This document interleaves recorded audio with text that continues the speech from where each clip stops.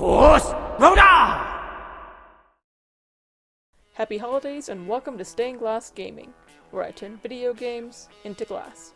To celebrate 100 subs since I started uploading Stained Glass videos, I will be making something I've wanted to do since the very beginning. This is the Skyrim logo turned into stained glass. I'm honestly surprised no one had commented asking me to make this. I used an X-Acto knife instead of the 3-bladed scissors because I was worried about the, wing talons? I don't know what else to call them. If I used the 3-bladed scissors, the paper would have been too small to make in glass. Of course, I forgot that the X-Acto knife doesn't take into account the space needed for the foil, so it made this a little more complicated than it should have been.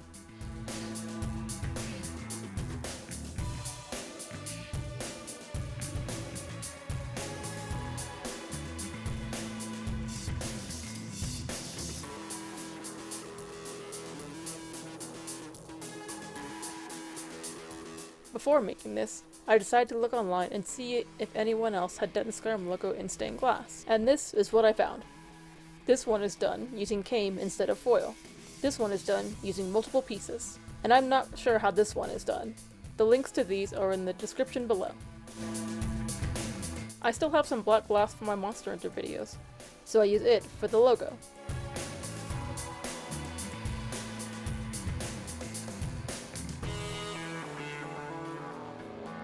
The ring saw is essential in making the logo.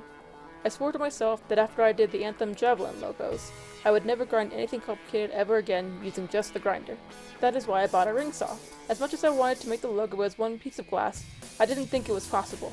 Maybe someone more experienced than me could have pulled it off. I was so freaking terrified as I cut the wings and body out.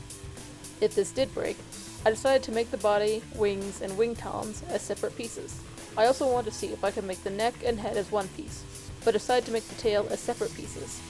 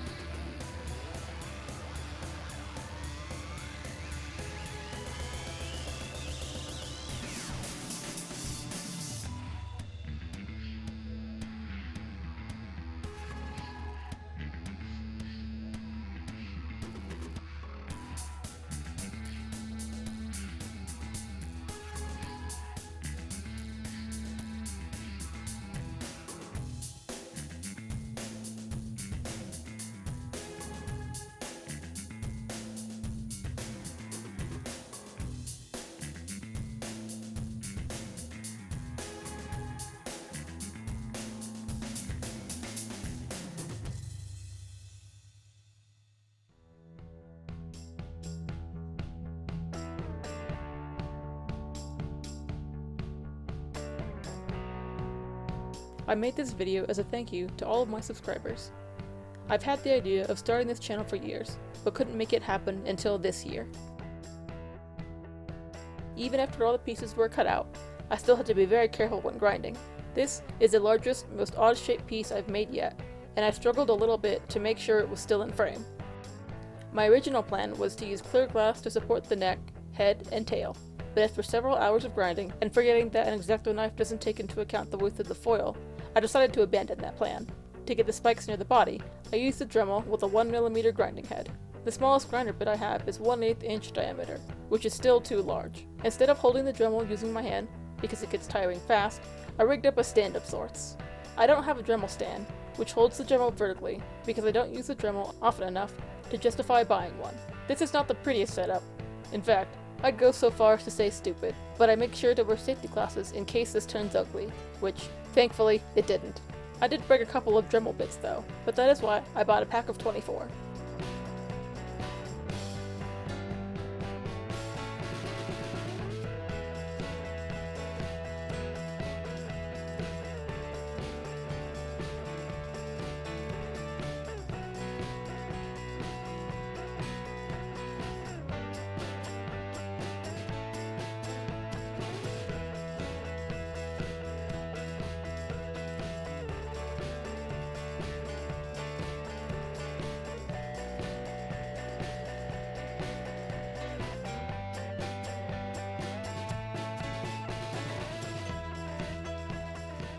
Foiling was also an area that caused me a lot of stress, because again, there was a real fear of breaking the wing talons.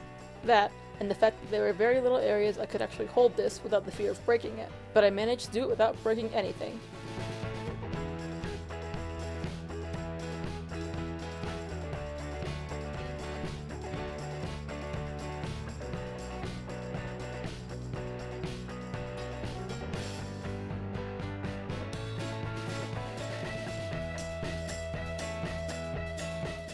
I actually missed the Skyrim hype when it originally came out in 2011.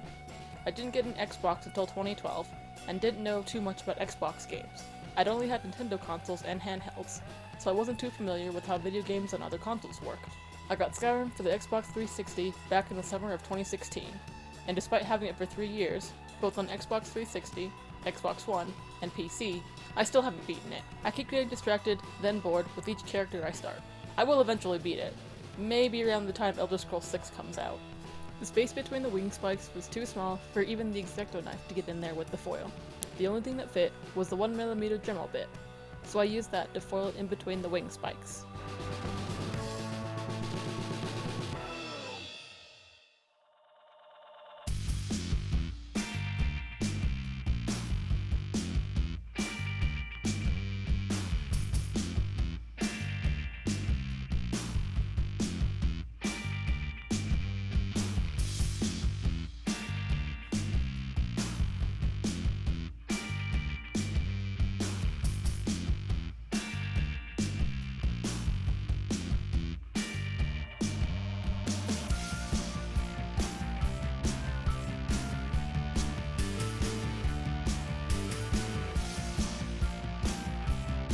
Because I abandoned the clear glass, the tail didn't exactly fit like it was supposed to, so I had to use copper wire to fill in the gap. I had to be really careful when soldering, because the tail, head, neck, and wing talons could crack if they got too hot.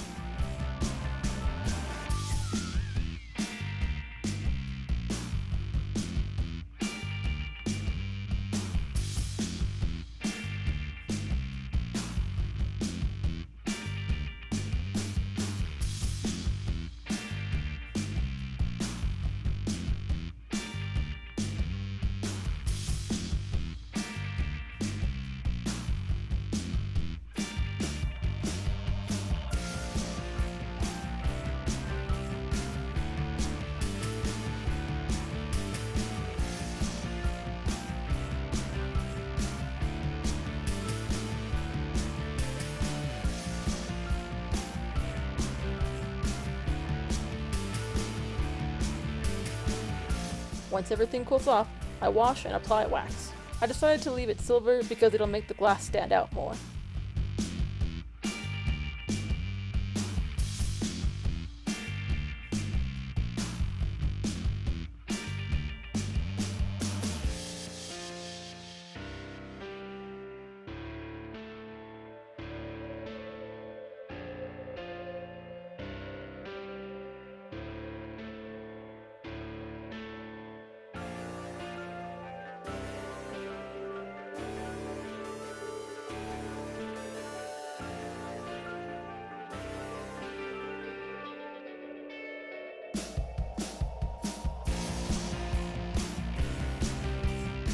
Overall, I'm extremely pleased with how this turned out.